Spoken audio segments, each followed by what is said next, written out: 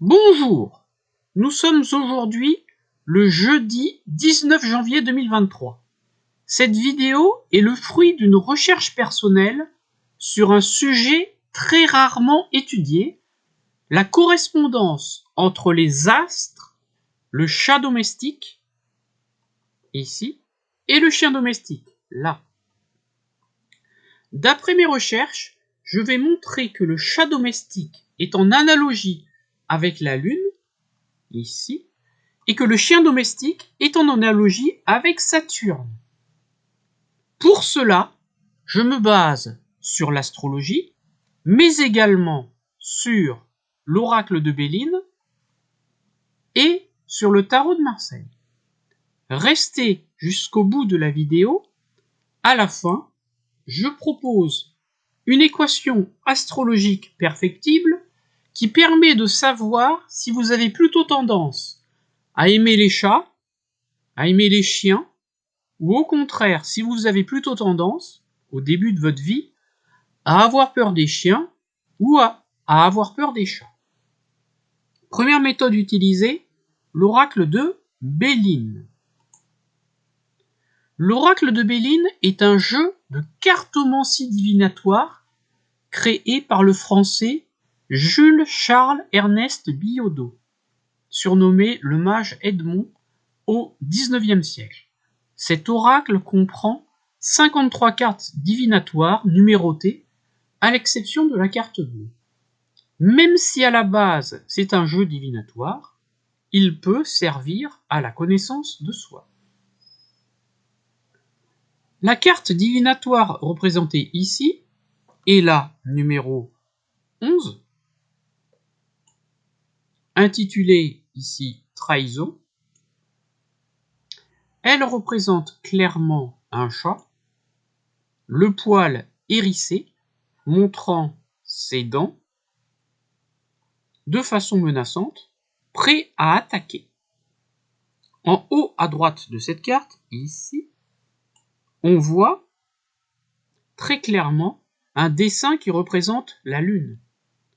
On peut en déduire que d'après l'oracle de Béline, le chat est en analogie avec la Lune, car le chat a tendance à avoir un comportement lunatique, infantile, qui change très vite. Le chat peut se laisser caresser, et, dans la seconde qui suit, il peut réagir brutalement en sortant ses griffes.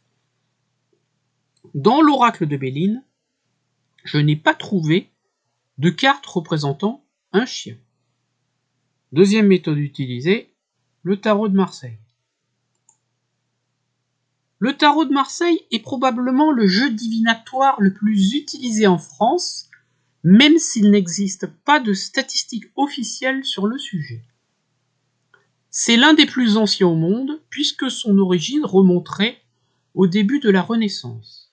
Il comprend 78 arcanes, dont 22 majeurs. Comme l'oracle de Béline, il peut aider à la connaissance de soi. Contrairement à l'oracle de Béline, il existe plusieurs éditions du tarot de Marseille. Les dessins sur les arcanes peuvent changer un peu en fonction des différentes maisons d'édition. Les principales éditions du tarot de Marseille sont Paul Marteau, Grimaud, Camoin Jodorowsky, Jean Noublé. Il en existe d'autres. J'utilise pour la vidéo l'ancien tarot de Marseille de la maison d'édition Grimaud. Si vous observez bien, c'est marqué ici en tout petit, là, ici Grimaud, et là aussi, Grimaud. Alors, j'ai représenté l'arcane du mât, ici, là, ici, qui est une arcane majeure. Elle représente un homme qui marche à l'aide d'un bâton.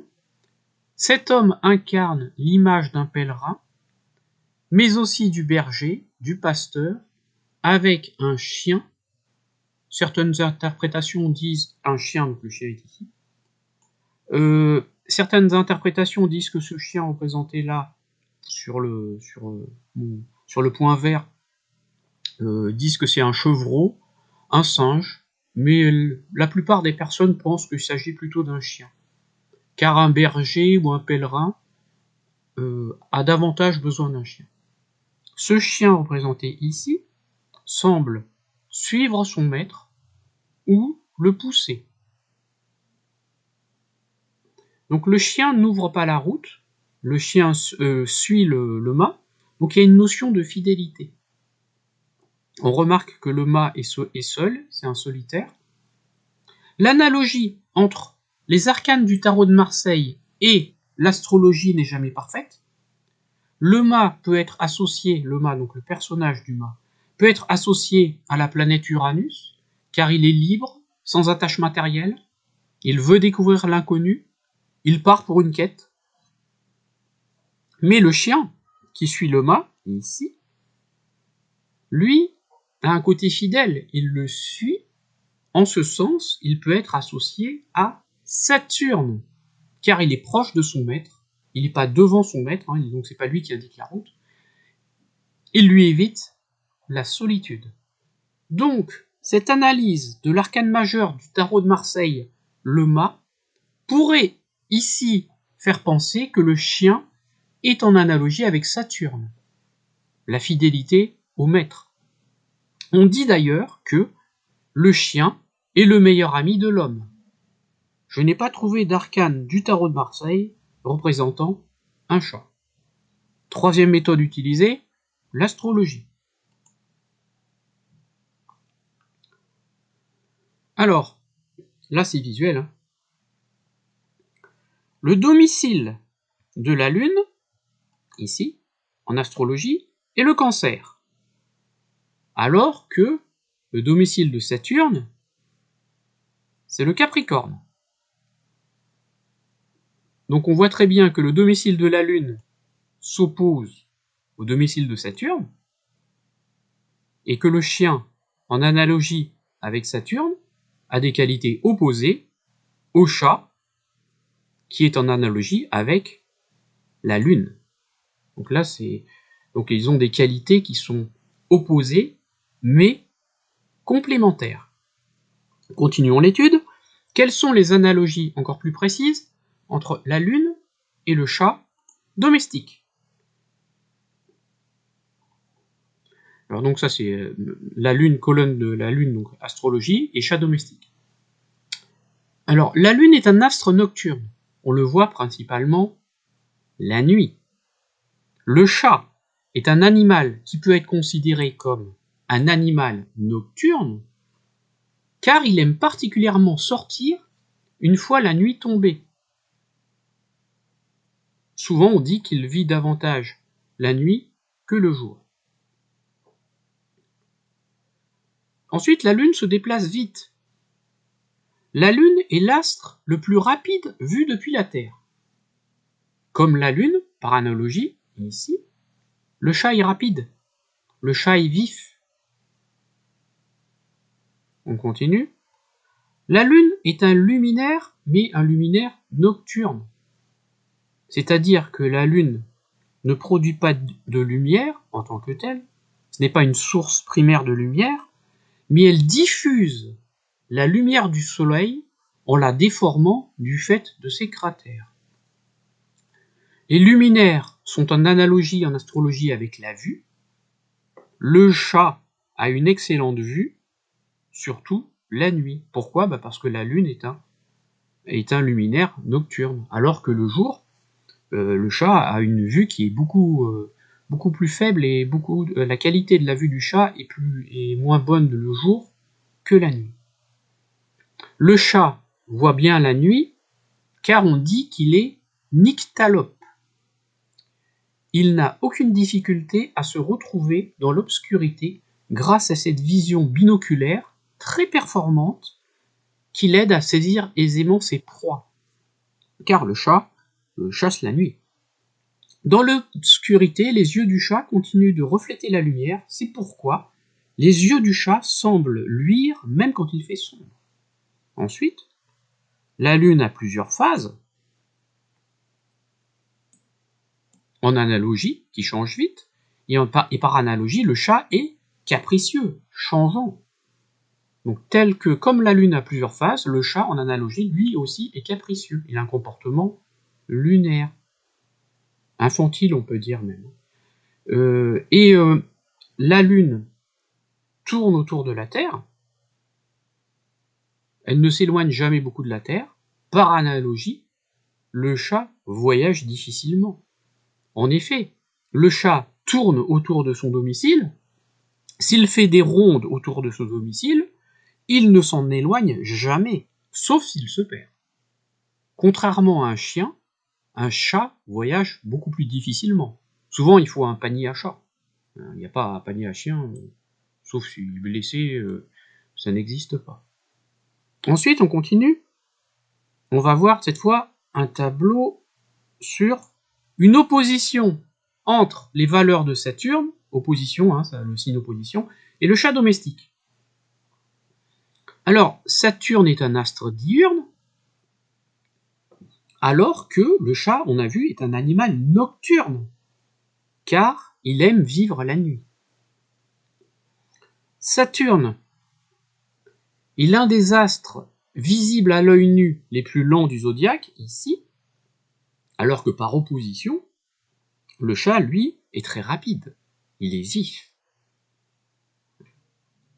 Saturne n'est pas un luminaire, il n'émet pas de lumière, alors que le chat, par analogie, lui, a une excellente vue, là j'aurais dû mettre nocturne, hein. Excellente vue nocturne, surtout. C'est une petite erreur, c'est rien, hein, ça manque de précision, mon tableau. Et ensuite, le Saturne est une planète liée à la stabilité, alors que le chat, lui, par opposition, a un comportement capricieux et changeant, il a un comportement lunaire, infantile. Et enfin, Saturne est un astre en analogie avec le froid. Du fait de son éloignement avec le Soleil, la source de chaleur naturelle de notre système solaire. Le chat domestique n'aime pas le froid, ici. Vous voyez, on a vraiment une différence de valeur entre les valeurs saturniennes et celles du chat domestique. Prochain tableau. Là, on a une correspondance des valeurs entre Saturne et le chien domestique. En effet, on s'aperçoit que Saturne en astrologie est un astre diurne. Le chien, comme son maître, vit essentiellement le jour au même rythme que la majorité des êtres humains. Saturne peut être considéré comme le gardien du seuil, car Saturne est le dernier astre visible en toutes circonstances à l'œil nu. Hein, dans certaines circonstances, on peut voir Uranus à l'œil nu, mais c'est rare. Voilà. Par analogie, le chien est le gardien de la maison, alors que le chat, lui, c'est le gardien de sa gamelle. Il s'occupe avant tout de ses propres besoins. Vous voyez, là on voit la différence. Ensuite on continue, Saturne est en analogie avec la tradition, le passé, qui est saturnien. Le chien, lui, est fidèle à son maître, fidèle au passé, jusqu'à sa mort. Jusqu'à sa mort, un chien c'est un animal très fidèle. Ensuite, Saturne est un astre situé loin du Soleil, ici. Donc le Soleil, c'est l'astre en analogie avec la vue, et comme Saturne est en analogie avec le chien domestique, la vue du chien, elle, est très moyenne. Et si le chien possède une bonne vue la nuit, elle est moins bonne que celle du chat. Et enfin, Saturne est en analogie avec la montagne, avec les hauteurs. La plupart des chiens, une bonne majorité des chiens, aiment accompagner leur maître en montagne lors de sorties. Après, ça dépend des chiens, mais on peut pas, un chat, il peut pas accompagner son maître en montagne dans une sortie, sauf s'il est dans un panier. Vous voyez, là, donc on a vraiment une analogie entre les valeurs de Saturne et le chien domestique. Maintenant, j'ai tenté de faire des équations astrologiques pour préciser les choses. Donc c'est pas parfait, hein, c'est perfectible, hein, ce que je vais dire. Alors, pour aimer les chats, en partant de son thème astral. Donc ça fait à peu près 1 an que je teste cette méthode, hein, donc c'est perfectible. Donc c'est pour ça que n'hésitez pas à mettre des commentaires à ma vidéo pour me dire si vous vous reconnaissez à travers ce que je dis, ou si ça marche pas, ou alors si vous-même vous avez trouvé des choses qui peuvent fonctionner. N'hésitez pas, là c'est intéressant. Alors pour moi, d'après mes études, mes recherches, pour aimer les chats, plus on a d'éléments concordants, plus on a tendance à aimer les chats. Il faut une dominante Cancer, un ascendant Taureau ou Cancer, donc un ascendant lunaire, un astre dominant en aspect harmonique à la Lune, une Lune dominante surtout en Taureau ou en Cancer, hein, parce qu'en Taureau, la Lune elle est exaltée, et en Cancer, elle est en domicile, une Lune en aspect harmonique à l'almutène de la maison 1, une Lune en aspect harmonique au maître de la maison 1, hein, dans certains cas, l'almutène de la maison 1 et le maître de la maison 1, c'est la même planète, hein, dans certains cas, pas toujours. Une Lune en aspect harmonique à l'ascendant, une Lune située en maison 6, sauf en Scorpion, parce qu'en Scorpion, la Lune est en chute, ou en Capricorne, parce qu'en Capricorne, la Lune est en exil. Donc ça, c'est plus vous avez d'éléments dans ce tableau, plus vous avez tendance astrologiquement à aimer les chats. Ensuite, aimer les chiens. Dominante Capricorne, ascendant Balance, Capricorne ou Verseau. Astre dominant en aspect harmonique à Saturne. Saturne dominant surtout en Balance parce que Saturne y est exalté. En Capricorne, Saturne en domicile. Ou en Verseau, Saturne en domicile. Astre en aspect harmonique de l'almutène de la maison 1. Saturne, excusez-moi. Saturne en aspect harmonique à l'almutène de la maison 1. Saturne en aspect harmonique au maître de la maison 1. Saturne en aspect harmonique à l'ascendant. Saturne en maison 6, sauf en Bélier, parce que Saturne y est en chute. En Cancer, Saturne en exil, ou en Lion, Saturne en exil. Plus vous avez d'éléments dans ce tableau, plus vous avez tendance astrologiquement à aimer les chiens. Ensuite, peur des chats. Lune en aspect dissonant à l'almutène de 1, à l'almutène de la maison 1. Lune en aspect dissonant au maître de la maison 1. Hein, je le rappelle, l'almutène de la maison 1, ça peut être le maître de la maison 1. Lune en aspect dissonant à l'ascendant. Lune en Scorpion.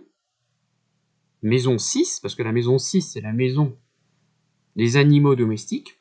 Lune en Capricorne, maison 6. Et enfin, pour terminer, peur des chiens. Saturne en aspect dissonant à l'almutène de la maison 1. Saturne en aspect dissonant au maître de la maison 1. Saturne en aspect dissonant à l'ascendant. Saturne en Bélier, maison 6. Saturne en Cancer, maison 6. Saturne en Lion, maison 6. Et il faut savoir qu'on peut aimer les chats et les chiens. C'est possible. On peut aussi avoir peur des chats et des chiens. On peut. Voilà, donc il y a plusieurs combinaisons qui sont possibles. Hein. Donc n'hésitez pas à commenter cette vidéo, car encore une fois c'est le fruit de recherche personnelle, j'ai étudié pas mal de thèmes, mais comme tout c'est perfectible, hein, c'est peut-être pas parfait. Donc si vous avez des témoignages, moi ça m'intéresse toujours. Et merci beaucoup de votre écoute. À bientôt. Au revoir.